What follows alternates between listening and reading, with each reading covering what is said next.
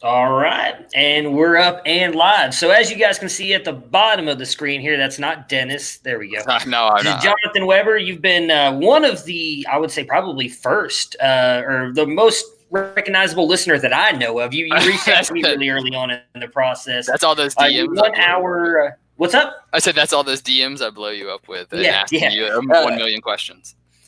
You have been you won the listener league last year, so you kind of came out just to talk about that really quick, because I know not a lot of people know about that. We were supposed to have you on earlier in the season, that did just for whatever reason kept falling through. We finally got you on here. You won the listener league last year. Like, how was that experience for you? Talk about your team, because I don't even think I made the playoffs in that league. So. I would, you know what? And even on that team, I'm trying to see if I can pull it up on my phone, because I honestly can't even remember like necessarily who was on my squad to know how I did. I know I did pretty, let me see here. Here we go. Is this it? Yes. Okay, here it is. All right. So yeah, so the listener league was like really fun. I've been listening. I think it's been a couple of years at least, I think, right? It's been at least like a year or two. That I've been listening to the podcast. I just stumbled upon it one day and I just really liked it. Listening to the information. Matt is like super friendly on Twitter, and so is Dennis. And so once they started getting going, like format wise in terms of links, sometimes some podcasts can go like a little long. For me to be able to get through. And well, especially what I'm finding out now is my podcast list keeps growing because I'm home now. I'm a teacher, so I'm home. So I'm not going through content as much. But when I was going through content more so, that it was just right around like the right time, which was good for me here in Dallas in terms of my drive, so I could get through kind of being in the car and listening to it. In terms of listener league, was great to get those guys in there, and I generally started really branching out because of the podcast to do more dynasty. Before I focused a lot more on redraft, and I still do because that's where I tend to win my money. And then I use my football money to, like, I don't know how well you can see, to like keep working on my tattoo sleeves. But that's generally what I do with my winnings. So I focus a lot more on redraft. So when we were doing a redraft for the league, I was 100% down to do it, and I didn't think I drafted all that well when you'll hear my team compared to some of the guys, but I think I played the waiver wire well, and I just kind of hit a couple of streaks here and there with players that kind of turned in my favor.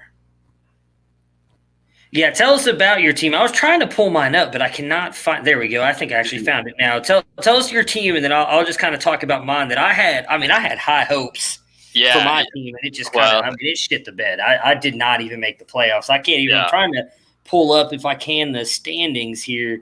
Oh yeah, it's zeroed out. So I could tell you who made the play.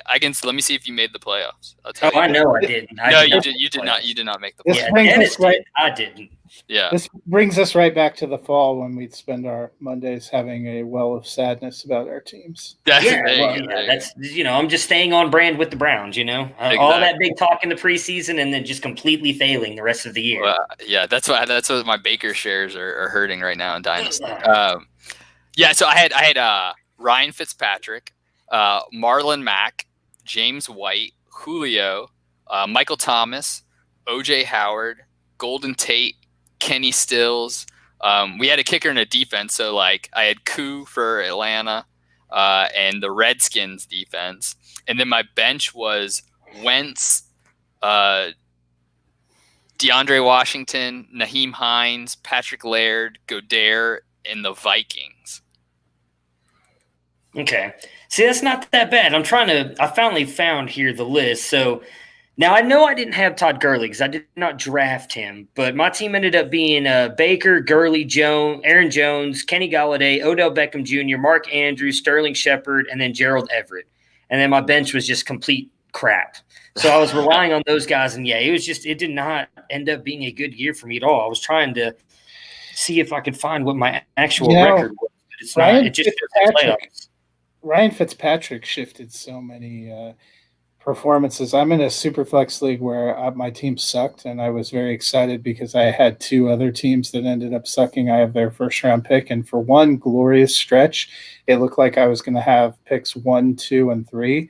Oh. And then the other team started doing a little bit better. And when Fitzpatrick went on that roll for Miami, all of a sudden my team was just good enough to make it into the playoffs. And I was like, why did this happen? Yeah. So now I picked 2, 3, and 9. But hey, there's still good talent there. That's why I'm in my main dynasty. Well, I had DM'd Matt about this question earlier about I've got no first round pick, but I finished I had the best record last season, but came in 4th.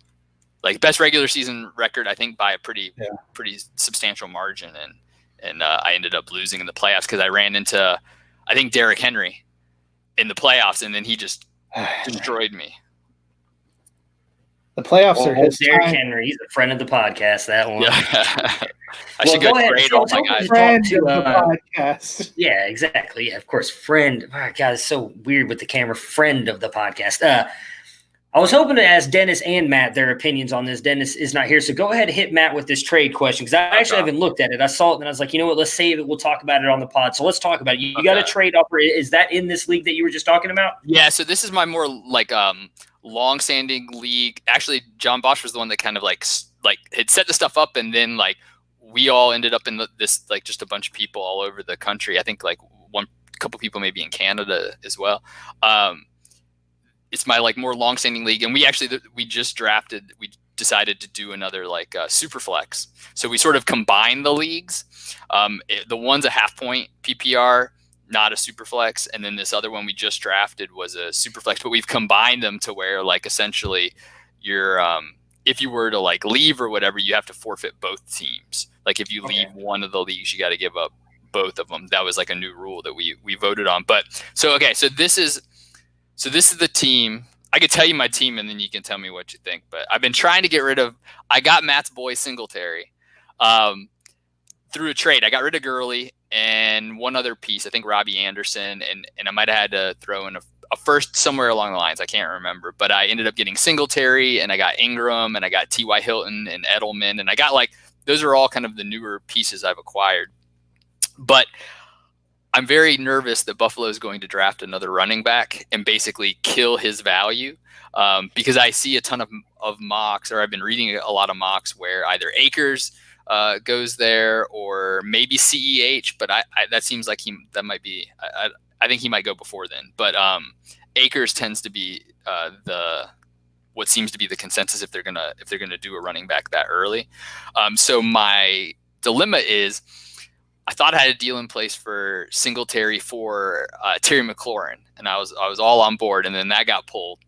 He pulled that one. So now the new one was if I did Singletary, TY, and a 208 for Julio.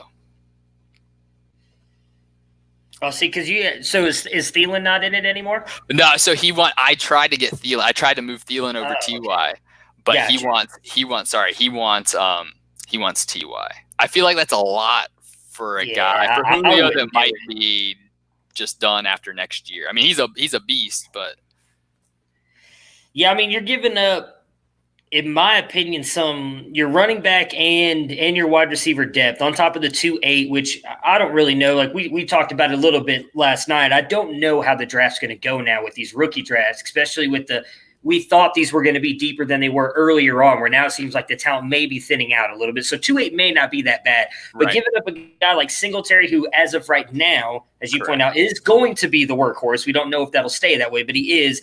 And then, I mean, T.Y., I don't know what to think about T.Y. right now, especially with Phillip Rivers being there. But all for Julio, just one player. That's a little bit rough for me, Matt. What do you think? Yeah, I think the danger with Singletary is either they draft or – more alarmingly to me, I've seen Buffalo listed in the teams that are having conversations for Leonard Fournette, and that would be crushing to Singletary shares. Fournette will be there starting running back for 3 games until he gets hurt, and then it'll be all Singletary again, kind of like last year. You thought that was going to happen last year, but Fournette did get hurt. So, I mean, it may long-term not be terrible, but in the short term, it would definitely – the other one that scares me for Fournette – sidetrack is if he they were talking about the Saints inquiring, and as somebody who has a lot of Kamara shares, Oh yeah, that'd be terrible. I had to log off for a while. But I guess my question would be, if you made this trade, what are your running backs left? So yeah, I can tell you so this is where I'm trying to figure out with running backs and wide receivers, because we're 2 wide receivers and then 3 flex spots, right? So two running backs, 2 wide receivers, and then 3 flex at wide receiver, running back, or tight end. So I've got Lev Bell, Dalvin Cook, Josh Jacobs, James White, Justice Hill, and some other pieces. Now we're getting kind of the ball, the quality drops off. And then for wide receiver, I've got Devontae Adams, Adam Thielen, Kupp, who else do I hear? AJ Green, Julian Edelman, and then the kind of quality, then I'm down to like more like your wide receiver 4 and 5 with like Steve Sims or Boykin, or like somebody like that I had drafted from last year. So I don't think I would do it, because I think the overall strength and depth and having options, especially since you have to essentially start 7 running back wide receivers, because you're going to have to make some combination of those with flex. You're dealing 2 guys that by all accounts should be startable on a regular basis. For Julio Jones, who I like him, but Matt's right, he's getting older. Calvin Ridley started to emerge. No, not Matt's older, but Julio. He's starting. Calvin, because this guy just popped up on screen. Calvin Ridley starting to emerge. It's fair. We've seen before Julio Jones be an incredible receiver who doesn't get touchdowns, and that makes a big difference too. So you never really know. Atlanta suddenly finds itself in probably a much more competitive division, with the Saints being pretty incredible still. The Buccaneers obviously making their play with Brady, and Carolina has at least some high hopes with their new coach. So I probably wouldn't do it. Okay. Yeah, that's it's that fear of Buffalo drafting another running back. If that happens, I know if it's Akers, okay, Akers also, maybe that'll be okay, but still that doesn't like breed confidence for me, despite like reports that say Buffalo is confident in him being a 3-down back. But I don't know if they've had so many interviews, as I've read, with various backs, that doesn't necessarily tell me that they're that confident in him. Tell Dennis this trade really quick so we can get his opinion on it really quick. All right, Dennis. I'm still trying to move Singletary. So do I move Singletary? I thought I had a deal in place for McLaurin straight up, and I would have done it. But Singletary, TY, and the 208 for Julio. I'm a big fan of Julio. I'd probably try to get like a 3rd rounder back or something. Okay. I think he has no 3rd, but he's got like a 4th or something. You know what I mean? So like at that point, like I was trying to, could I get Slayton? Could I just get some sort of like Slayton? I think Slayton's not a throw-in. No, not anymore. Maybe I could get Eifert. There we go. Add to my menagerie of random tight ends. They can throw some pieces in anyways, and with Eifert. Yeah. All right, so we're going to talk about some auction stuff. Me and Dennis are in an auction league together, and then me and Matt. Golly, this is annoying. All right, whatever. Me and Matt are wrong again. There we go. Me and Matt are in an auction league, and Debbie won. But Jonathan, you said one of yours was Superflex, right? So I'm assuming Mahomes was one of them Superflex? No. So the regular auction. No, I think that was just like a regular Superflex league. No, not an auction one. Oh, okay, gotcha. The auction one I did was your auction one. On your auction, who went the highest? Who went for the most money? That's a good question. I would give me like a second and I can look up. I can tell you on my team who went the highest, but in the actual auction, I'd have to look that up real quick. All right. Well, I know in mine and Matt's, correct me if I'm wrong, Matt, it was still Barkley that's gone the highest in ours, right? He went for like 60 something, or was it Mahomes? Here, I'm going to look. I think it's CMC. Oh my God, really? Yeah, I guess everybody kept upbidding him at the last second. Yeah, that was That caused all the controversy. yeah, that was the. I guess there's no good way to sort the page. This is so exciting. Dennis, do you remember who went the highest in ours? I think Barkley and CMC went for like 81 and 80. Or Barkley at 80, CMC at 81. I'll read a couple of ours. Barkley went for 60. Mahomes went for 61. And CMC went for 63. I believe CMC is the highest. That's the highest I'm seeing. And so all three of those, Dennis, what was our budget? Because in the one that Matt's talking about, our budget was 300 for 21 roster spots. Technically. 22 roster Well, spots. one of them's a Devy spot, so I say 21, but you have to buy the Devy spots. So if you were smart, you wait and just buy the last one for $1. We have 24 roster spots, and our initial budget was $275. When you place players, now we're also a contract league as well. Yeah. So the taxi squad, they don't count as much when they're on the taxi squad towards your salary cap. So it depends on how you move them around. We were not allowed to trade auction money during our draft, which I found kind of frustrating because I tried to move Barkley during the draft so I could get more money to bid. And I couldn't, and that frustrated me. After the draft, I ended up trading Barkley for DeAndre Swift and Leonard Fournette. Now Fournette's acting a fool. I gained $9 in cap space, but who knows what the hell's going to happen with Fournette? If you wouldn't have tried to trade him, CeeDee Lamb, you would have had more money. Yeah, I know. Damn CeeDee Lamb. You better try to trade Fournette before the draft. I like Fournette, though. What were some of your highest ones? All right, so I got it for you. So our budget was like $777. 24 spots, but you don't have to fill all 24.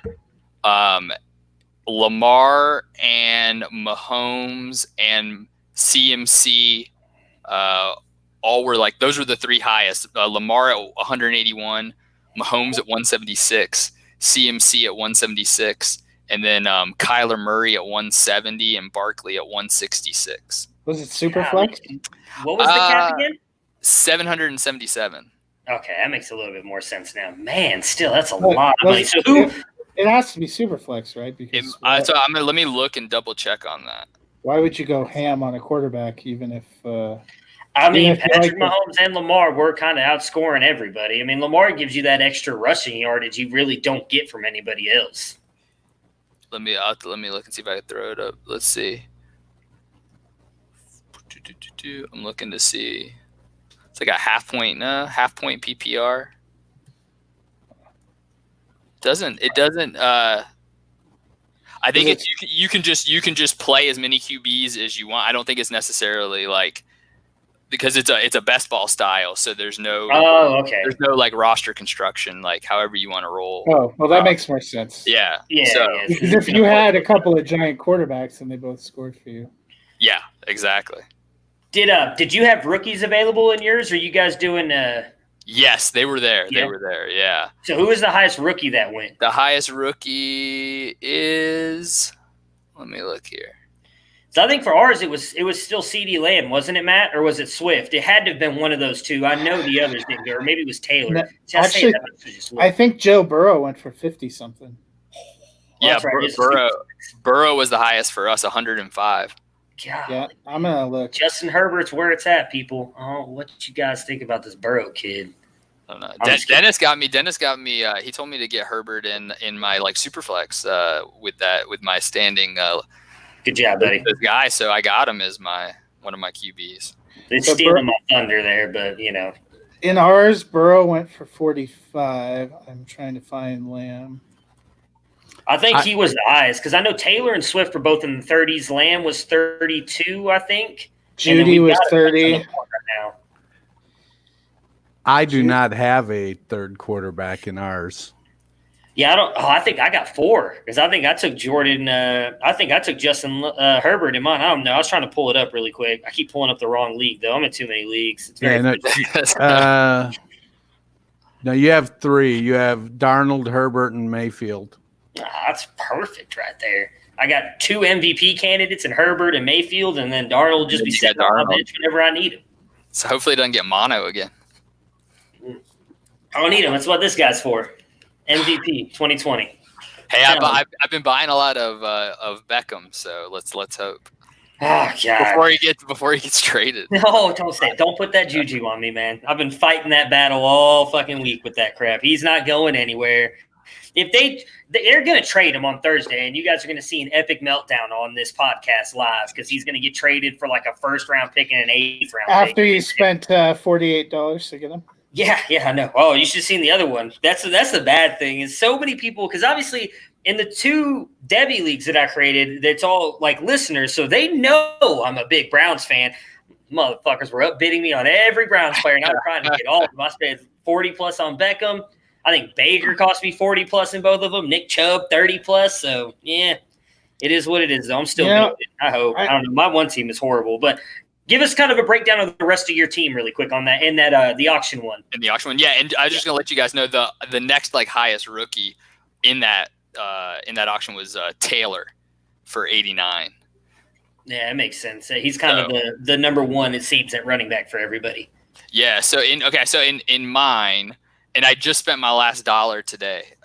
So I got – you're not going to like my QBs because I only grabbed 1, really, unless something happens. But I got Jimmy G for 82 because everybody was, like, blowing up QB, and it was costing, like, over $100. And I was like, nah, forget that. So then I got Mullins, his backup, just in case, for, like, $2, and Robert Griffin for 3. And then I got Lev Bell, DJ Dallas, and Darius Anderson. And then my wide receivers are Devontae, Hopkins, Tyreek, OBJ, Debo, Hilton, Jalen Reagor, and Kelvin Harmon. I like the Reagor and the Harmon. How much did you spend for Reagor? 35. Yeah, he seems to be going. He went pretty high in ours too. I was hoping he'd go cheaper. You have to remember though, he's talking about a cap of 777. Yeah. So that's pretty low for them. Oh yeah. Yeah, that's low. Yeah, like you're thinking about our $300 cap. Yeah, I should have put it at 700. I'd have been a lot more promiscuous with my money there had I done it higher than that.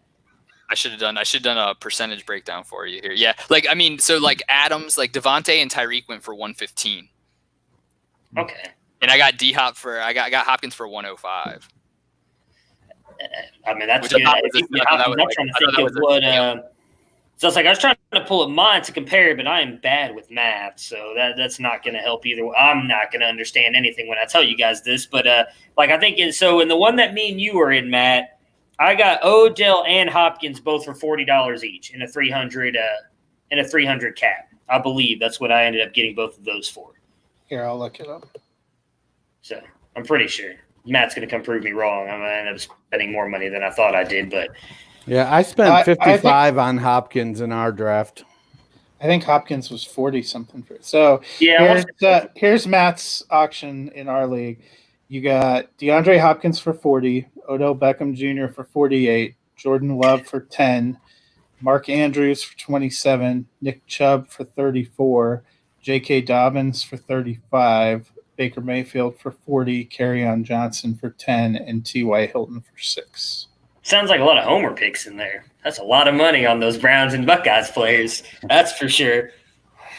Yeah, and the bad part about that is, so that's what, 1, 2, 5, 8. I got 9 players total right now, and I got to fill 11 more spots. No, we have 21, so if you have 9 players, you got 12 more. Plus Debbie, so 13. Oh, well, my bad. I've got a guy I'm bidding on. Am I looking at the right one? Yeah, Laviska Shenault, who I'm hoping I win, but – yeah, I'm looking at the number closed. You have 9 so far that have closed. Yeah. I'm looking at my screen here, which got the 2, because I'm bidding on players right now. So I'm hoping I win. Laviska and I don't remember who else. I was trying to scroll find him. Pittman too. The guys saving my boy for last. I'm hoping some asshole. Let's see if I can get this right this time. doesn't upbid him and steal him from me. Oh yeah, So he did that in the rookie draft. Oh yeah, you'd be happy where I got your boy in a super flex. It was very late. Hold on, I was looking to see if I could tell you exactly what round it was in, but it was like I'm assuming we're talking about Hodgins. Yes. Let me see here. It was sorry, I had a bad late pick on that one. Let's see. I got Hodgins. So the rookies were included. I got him in the 18th round. Very nice. When he goes in the 3rd round on Friday, he's going to shoot up everybody's board. It's going to piss me off. I mean, I'm happy for him, but it's going to piss me off. So it means I'm not going to be able to get as much of them as I want to. Dennis, give us a breakdown of your team here a little bit so we can kind of discuss how your team – because you went kind of stars and scrubs like Matt did too, didn't you? I did. I spent 210 of my 275 on 5 players. So when I read mine, you can just say, hold my beer. I had Barkley for 80, Hopkins for 55, Kenyon Drake for 40, Mark Andrews for 35, and then just trying to bid up Matt, I got CD Lamb for 33. So that left me sitting with hardly any money. So I ended up I got quarterbacks are Allen and Goff for a total of $15. My running backs, I got Tevin Coleman, Gus Edwards, and Divine Ozigbo, each for $1. So that, I felt pretty good with, like, I like Edwards this year. I think he's going to be a consistent producer. He's probably not going to give you any RB1 weeks, but he's going to get a consistent amount of touches. And I guess out of your running back 3, that's what you're hoping for. And then if Tevin Coleman comes back around, we'll see what happens there. Looks like unless Jacksonville drafts a running back, if they trade Fournette, it could be good news for Divine Ozigbo. But then I went and traded Barkley for Fournette and Swift. Then my wide receivers, after Hopkins at 55 and Lamb at 33, now I just have to hope Lamb lands somewhere where he's inserted into the lineup and force-fed footballs. But I spent a grand total of $7 on the rest of my wide receivers, who are Cole Beasley, Alshon Jeffrey, Rashad Perryman, Kenny Stills, and Dede Westbrook. Where do you think where do you hope Lamb goes to kind of make that $33 you spent on him worth it? Well, in my first round draft contest, my first pass at the first round so far, I actually have him going to the Raiders at 12. Or no, wait a minute. Where is he? I have him going to the Jets at 11. Gotcha. I actually have Tua dropping to the Raiders at 12. Yeah, I saw that earlier. I saw you comment on that earlier. That's kind of the interesting little spot you had for him. Jonathan, besides Hodgins, did you end up with any rookies? In the Superflex where they were included, yeah. In my auction, the only 2 I ended up with were Rager and DJ Dallas. Nice. Well, along with cheap, I was just trying to get my guys for like $1 or $2 because everybody kept upbidding my other, everybody did the same thing. Like I had a guy comment in the group chat because he's in that one dynasty league with me that I was getting Tyreek Hill for like $95 for because it's like a 12-hour timer. So I was into like hour 10. And gonna get him for 95, and then he put in there like, "What are you guys doing?" He's gonna get him for like 95, and then all the bids like shot up. So then I had to wait again until I got it for a little bit more. Well, rookie wise, because I didn't have much money left after Lamb, I kind of had to take a look and see who might be able to produce something that nobody else wanted to bid on. So I actually went Hunter Bryant at tight end for $1. Michael Warren at running back for $1, and then a sleeper running back out of SMU, Xavier Jones. I got him for $1, and then somebody else nominated Lynn Bowden, and I drafted him. I got him for $2. So I feel okay with my rookies. I'm going to need to do something with in free agency to try and get a third quarterback. Matt, what about you? Did you get any rookies so far in yours? I did not have any rookies so far. So I also, I guess, unwittingly did stars and scrubs. I think I and a little bit of in there as well. Well, yeah, that was before. So in the first wave, I bid on Michael Thomas, Devontae Adams, and Chris Godwin, and put them up, and Dak because it's super flex. And I thought someone would go over the top, but no. So I got Michael Thomas for 50, Devontae Adams for 40, Chris Godwin for 40, and I took Dak for 40. So that was, I think, 190 of our $300 on those 4 players. And then Drew Lock, they put him up early. I was hoping people would wait, and then I could get him for less. But then I ended up going up to 30 to make sure that I got him. And I had not taken a running back, so David Montgomery, I got him for 25. They were really bidding up running backs, so that was tough. The one that we'll see if it comes back to haunt my dreams is Cortland Sutton, because it got to about a point in time of 35 where I think you guys know, because in our chat I was like, I don't know if I should do this.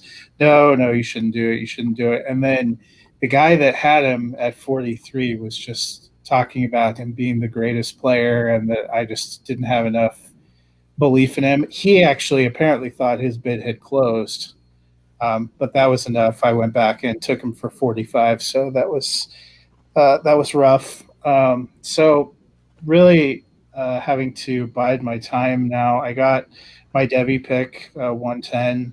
I got Sammy Watkins for $2, and then I finally got Darrell Henderson for $8.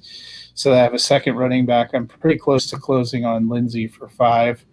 So that would give me 3 running backs. Are you going to get Tim Patrick and Deshaun Hamilton as well? Round them out. They're on my dynasty team. Maybe you Juwan Winfrey. I got them all. I definitely am not going to be attempting to pick up that. Juwan Winfrey, that would be a complete waste. I mean, I might as well light my dollar on fire and throw it out the window. Yeah, I'm right there with you. I'm not a big fan of Tim Patrick after he cost me my chance at a 3-peat. So, all right, so some of my guys here that I've got, I mean, I think me and Matt already mentioned my other roster. So my other one, I've got Herbert. I've got 3 rookies, Herbert, Dobbins, and Lamb, all of which I got kind of expensive. It's the same format as the one me and Matt are in. Herbert I got for 25, which I thought was actually kind of cheap because it is a super flex format. But Dobbins 38, and then CeeDee Lamb 32. So I've kind of spent a lot of money on those 3 rookies. Now I'm kind of sitting with almost no money, kind of not bidding up, but trying to get those guys cheaper than that. What did you think so far? I guess I'm going to ask all 3 of you, because Dennis, I don't think it happened much in ours, but Matt, me and you were in a chat that got a little contentious with some of the stuff. And Jonathan, you just mentioned it happened to you. So I'm interested to hear your thoughts on it. What are your thoughts on the fact that you were about to win a bid for a player that it's not your fault that you were going to get him cheaper than what other people were paying for him, but then the fact that someone came in and made a big deal about you getting them cheap, and then so a bunch of people came in and upbid them. What were your thoughts on that? Because that caused all kinds of controversy for us in one of our leagues. Yeah, I think okay, so I know who it is because I'm in like a dynasty league with him, so I was less offended than if it was just some like rando person that was in the league with me. I think but he's the guy. Like what did bother me was he's the guy who right out of the bat spent. I think I could do the math in a second here, but he had Mahomes, Jackson, CMC, and Barkley were the 4 he won right from the start. And spent like at least probably 75% of his budget on those 4. And then so I come in and get like Tyreek Hill for like 95 or whatever. And he's throwing, he's letting people know that. And so I was a little angry about him telling people to like upbid me so that I'd have to essentially overpay for Hill. At the time, I think if it was somebody that I didn't know, I'd probably be more pissed that like it was just some random person doing it, because it would just be even more like irritating, because largely because I don't really get involved in the chat at all. So I'm just sitting there like just waiting to bid my players. And I will say the one thing that did really bother me, and I don't know if this happened to you guys too, in terms of like, I don't know what auction, if there is an auction etiquette, but to like upbid a guy by like $1, it just drives me insane. Like like you let the clock go all the way to like the last like hour, 30 minutes, and then you go from like $2 to $3. I'm just like, get the fuck out of here. Like, come on. No, you're talking about the last hour. Ours was the last 5 minutes. Yeah. There was inside a minute a couple of times. I'm like, if you're going to upbid it, like just go like $3, $4, $5, like perfect, especially because our budget was so large. Like, why should I spend more money than I have to just to make you feel good?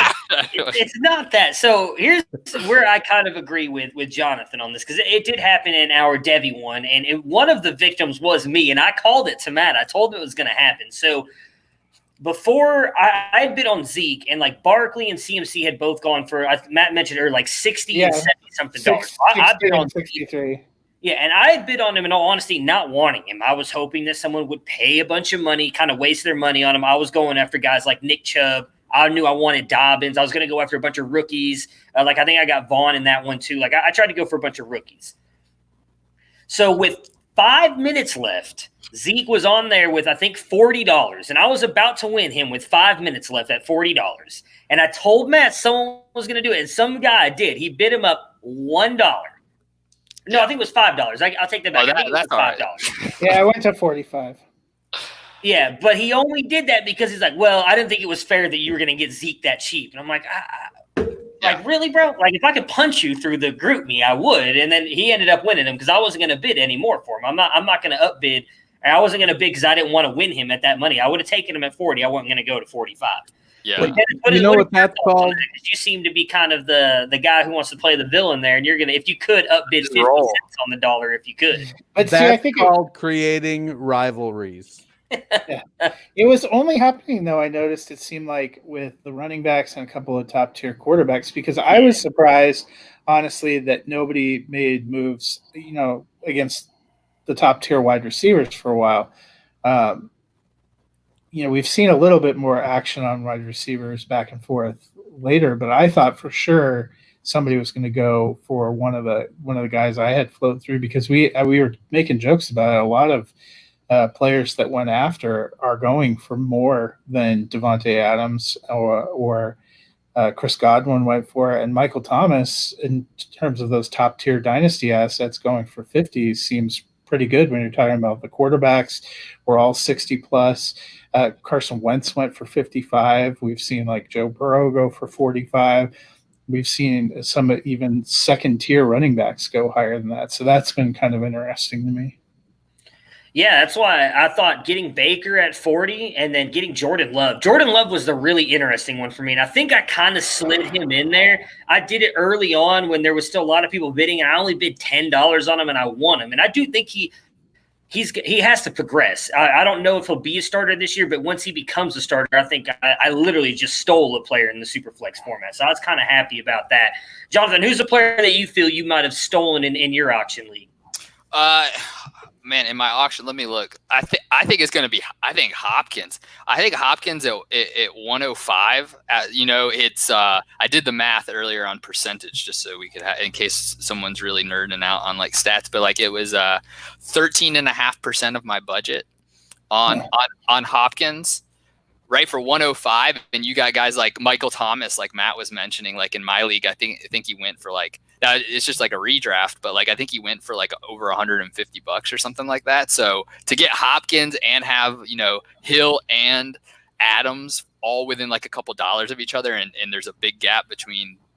I don't think there's an actual big gap between those guys and Mike Thomas. So to me, I thought like any of those three receivers, but because Hopkins was a little bit lower, I think. I think he's going to be fine in Arizona. Like he's going to get the ball. Like there's nobody else there that's getting the ball. I don't think it's going to be Kirk. I mean, I know there was something today about him maybe getting traded ? So yeah, I saw that. I think Hopkins is getting the ball. I'm not concerned about his like ability to catch the ball. Did you guys see the incredible tweet about Dallas was looking for a slot receiver, either Christian Kirk and I can't remember who the second guy was. Yeah, it was a But very disparity. the guy responded, he's like, yeah, for dinner tonight, I might have a sirloin or a hot dog. What are you talking about? Yeah, Marquise it was like Goodwin was the other guy. Yeah, Marquise Goodwin. Marquise Goodwin, yeah. Well, it was Marquise Goodwin, yeah. So I want to talk about those two guys. Let's stick with Hopkins since that's who Jonathan won. Are we worried about Hopkins at all going to Arizona? I know we talked about the trade earlier, but we didn't really discuss it in the effect of fantasy. I know I was a big fan of Kyler last year. I think he played really good. I think he takes a step forward. What are your guys' thoughts on Hopkins coming into this year now with the new team? I mean, he's still got Kirk and Larry Fitz. I don't know how much Kenyon Drake may participate in the receiving game, so he still has to somewhat compete with guys who are better than what he had. I mean, Will Fuller's better than Kirk, but Will Fuller's on the field for 2 games out of the year, so Kirk will actually be there. You left out your favorite player, Hakeem Butler. Oh, yeah? Trust me, I'm really not happy that they traded because Hakeem Butler's the truth, and he's going to be the greatest wide receiver in the league, and he's not even going to get to play because Hopkins is there. In 4 years, he'll be the new Darren Waller. Hey, that's fine with me because he's going to end up on the Cleveland Browns, and I'm going to own every single share of him. I'm going to have the wide receiver 1 when that happens. It's a long game. You're playing the long game. I'm playing Dynasty here, not redraft. Matt, what are your thoughts on Hopkins going to Arizona? Well, to answer your question, I mean, I think he has a little bit more competition for targets. I actually yesterday added a Kyler Murray share, so I'm feeling hopeful. I liked what we saw from Murray last year. I think Hopkins is going to be fine. I don't have questions about him. More of my questions about the move have to do with, what is Arizona going to be like, and is Cliff Kingsbury and his offensive system going to last, going to work? Are they going to end up having to change coaches again? Things like that. I mean, I think he'll be fine, though. When I was doing my pre-draft rankings, I still have Hopkins as wide receiver 4 for the year. Yeah, I don't think there's going to be any shortage of targets for DeAndre Hopkins. The issue may be, will his hands be too sore to catch the ball? Matt, you had him at 4. Who'd you have above him? Obviously, Michael Thomas. Who were the other 3? Godwin and Adams. Other 2. Oh, that's right. I forgot about you. You've got Godwin really high up there. Okay, what about Michael Thomas? I was told there was going to be no math, all right? I am horrible at math. No, I'm saying I have Godwin.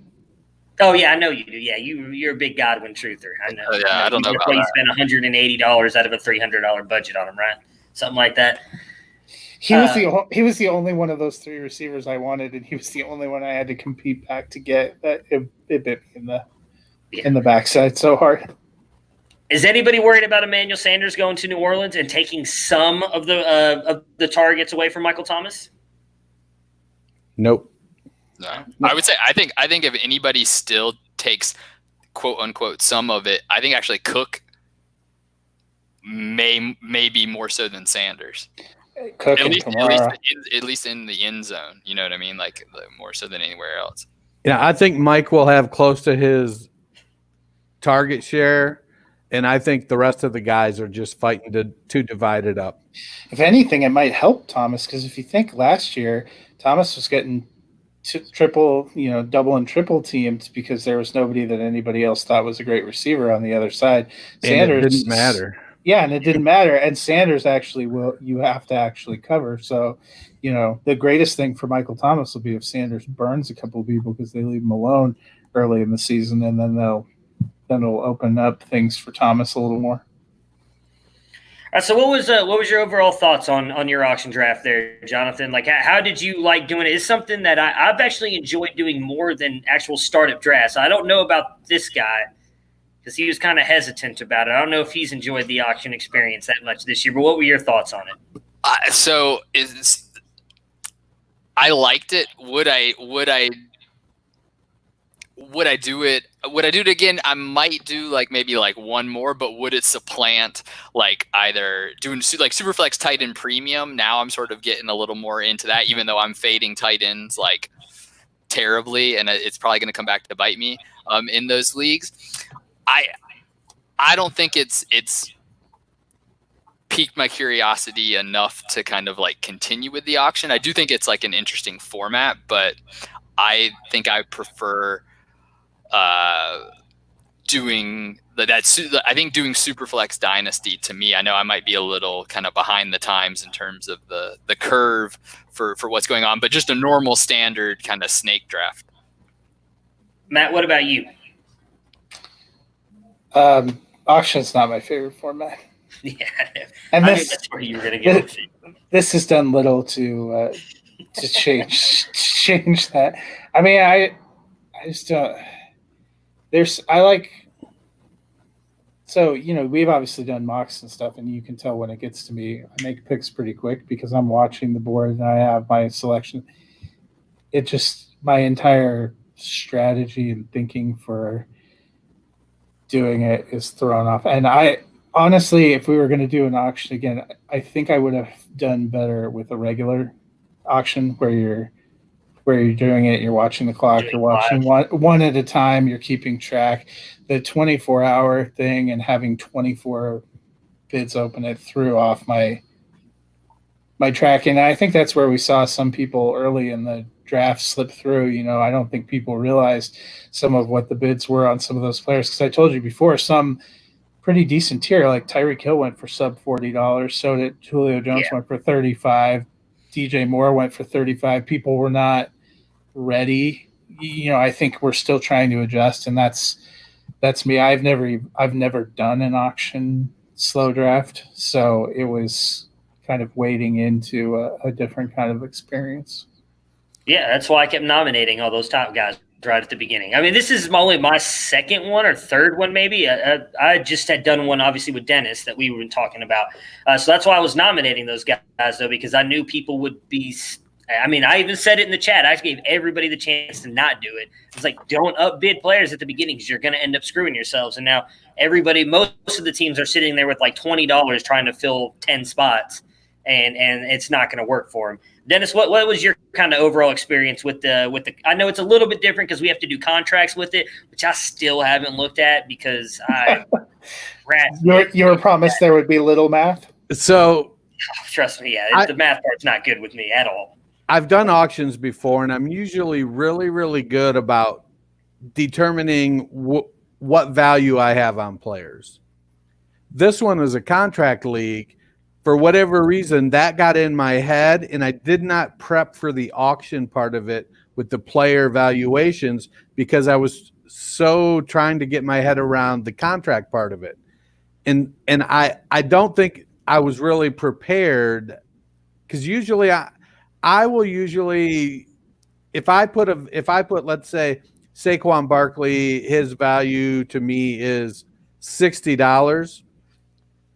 I'm rigidly not going to go more than 65. That's just how I've always done auctions.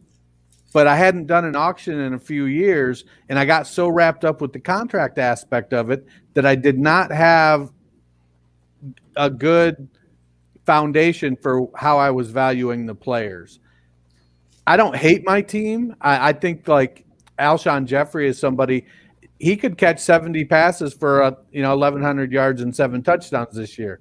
Even if Philadelphia drafts 3 wide receivers, there's still a strong chance Alshon still leads them in receptions. It's for me, I like the auction format as part of it. I do tend to prefer the fast auctions where you've got 3 minutes or 2 minutes or whatnot, and you're going and you're bidding. In a slow auction, I think part of what you want to have is people you're more familiar with. So because then you don't end up with like I'm just going to bid up. How can I? Then things like, are we going to really let Matt get Tyreek Hill for that price?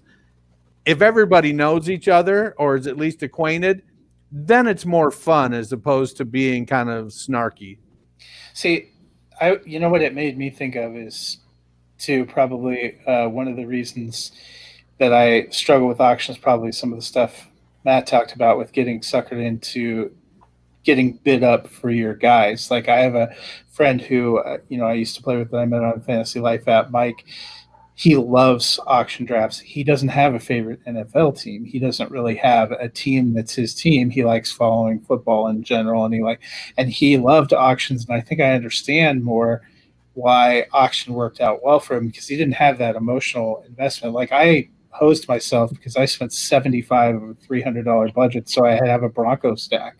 That's not Matt the fantasy analyst. That's Matt, the guy with the horse emblem behind him, who just listening to somebody talk glowingly about Cortland Sutton and saying, darn it, I said 38 was my max, I'm going 45.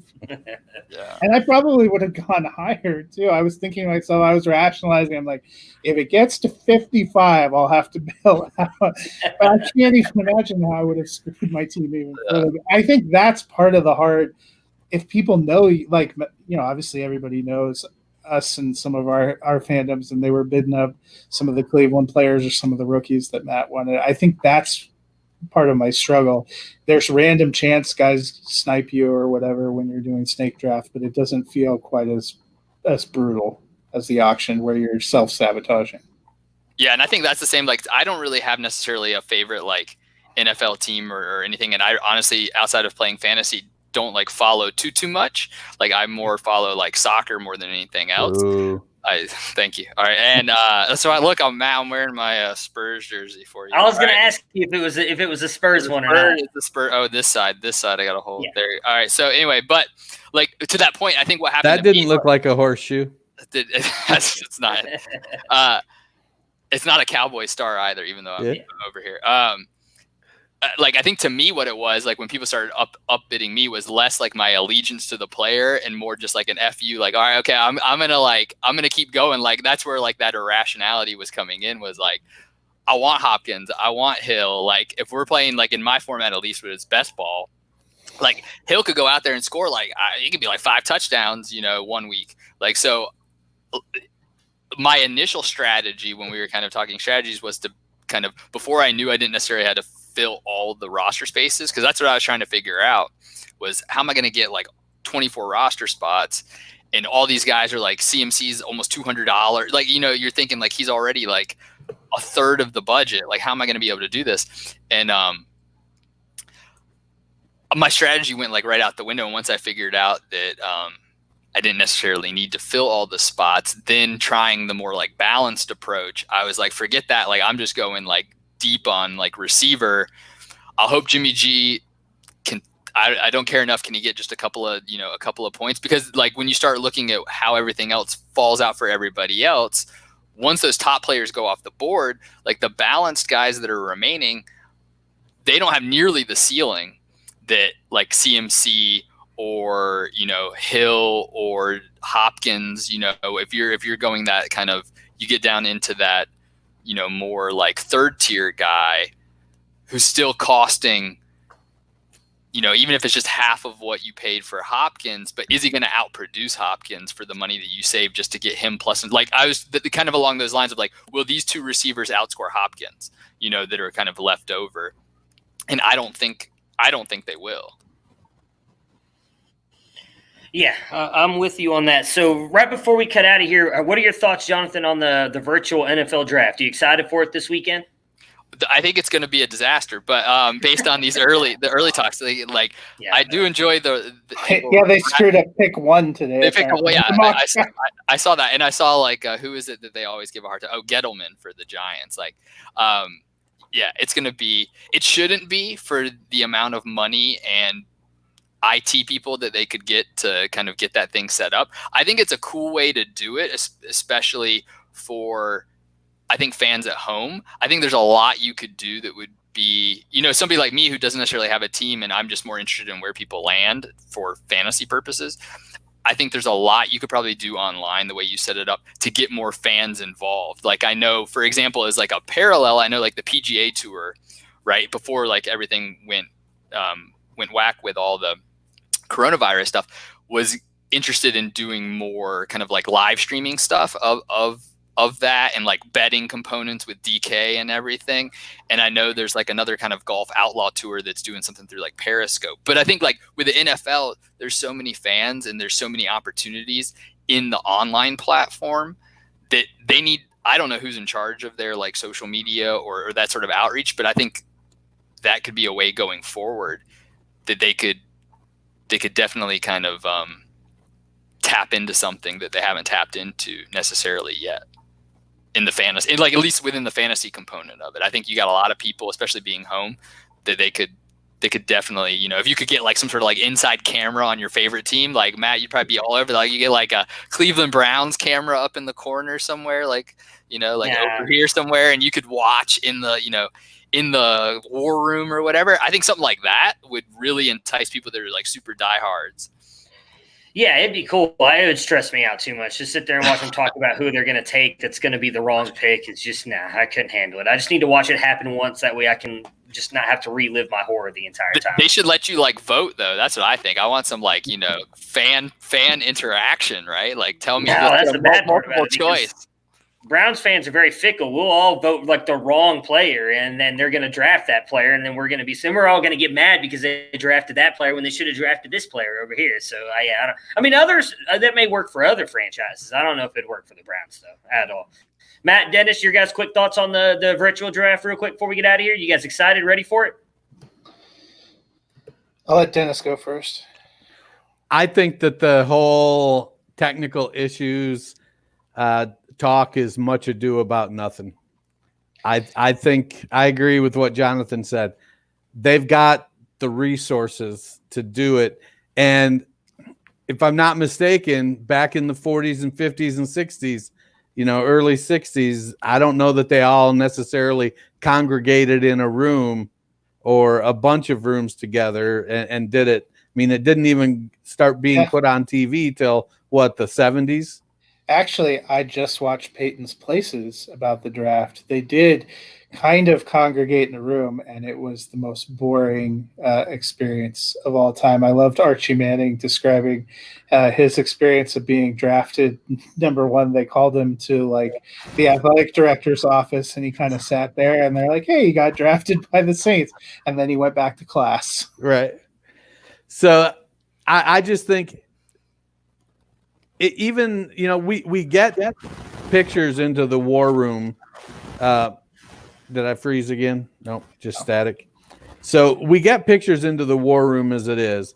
So I would not be surprised one bit if the NFL in every GM's office or whoever's making the call in their room that there is a shareable Zoom that they're going to pull up so you can see. So, Mel Kiper can go, and I'm using him. It wouldn't be him. It'd be somebody else host. Rich Eisen can go share. Look, we're watching, the Cleveland Browns in their Zoom meeting discussing who they're going to take at pick number 10 or whatever it is. And so I if an old dude like me isn't scared of the technology with my limited resources, then I got to expect that these billion-dollar entities. Now, we're not talking a billion-dollar entity. I mean, like we're talking like $32 billion entities. They've got the resources to pull this shit off. Well, I'm still excited. I mean, it's the draft is something we look forward to every year. Dennis is right. They're going to have it worked out. At the bare minimum, somebody gets on a phone, calls the commissioner's office, and they make the formal announcement. They already have lined up, I think, 58 prospects who they're going to have ready for interviews. So they have some kind of camera thing set up instead of coming out of a room in the back where they're like hugging their agent wearing a suit. They're just going to be at their house with their family. Some of those interviews in the years past have been better anyway. They're going to have the highlight reel packages to run for the players. I think for the most part, it's going to be a little bit of the draft things you come to expect. The things that I think I'll miss is the energy of the arena, like when the commissioner comes out and starts the draft, kind of getting booed, or in the past few years they've had special players from each team come out and do a second and third round pick and get the reactions of the crowd. Like I was watching in Peyton's Places, they were talking to Drew Pearson about the year that he came and did the Cowboys pick when it was in Philadelphia, and all the NFC East guys that got booed. Some of the live reaction, hearing the crowd like, oh, when picks are made. You'll miss some of those kind of things.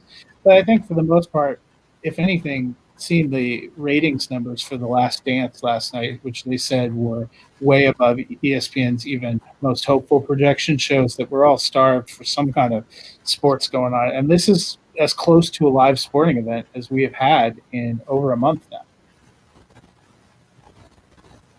It is. Sorry, I'm being interrupted by my son at the moment. Well, I don't know if you've talked about it in the intro or not, but if you haven't went out and donated $12 to the Allen Robinson Within Reach Fund, which buys $20 worth of food for a needy family, and you get an chance to win, amongst other things, an autographed Allen Robinson jersey.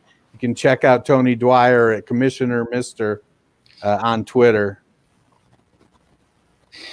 Yeah, and speaking of jerseys, for those of us who are going to join on Thursday night, I'm going to roll out at least one Bronco jersey for the draft. It'd probably be something that rhymes with Jim Freebo. Very nice, very nice. So you're gonna do it on if you're happy with the Broncos pick, you're gonna maybe. Yeah. I think I have 6 jerseys. I have Elway, I have Rod Smith, I have Champ Bailey, I have John Lynch. I have Tebow. I have Von Miller jersey shirt. I have C.J. Anderson. Maybe that's the one I should wear. Hey, Maybe get you a Rob Lytle jersey. I love C.J. Anderson. He won me one of my very first fantasy championships that year. I have with them. So I have my Peyton jersey, obviously, from Super Bowl 50. Well, if you do it, I may break out my Denzel Ward one. I think I don't have that many. I've only got 4. I've got Kellen Winslow Jr. and Dennis Northcutt. Those are the only 2 other ones I had for the Browns. So I don't have any recent guys. It's just Denzel Ward that I have that's recent. But yeah, we will, as Matt just mentioned, we'll be live on Thursday, maybe even Friday. We haven't really confirmed that yet, but we will definitely be live Thursday to talk about that. But Dennis, me and you will be back on Wednesday to give our final rookie ranks. We'll probably do it live since we've been doing these other ones. So we will do that as well on Wednesday, final rookie ranks before we get ready for Thursday's big draft, which we are all excited about.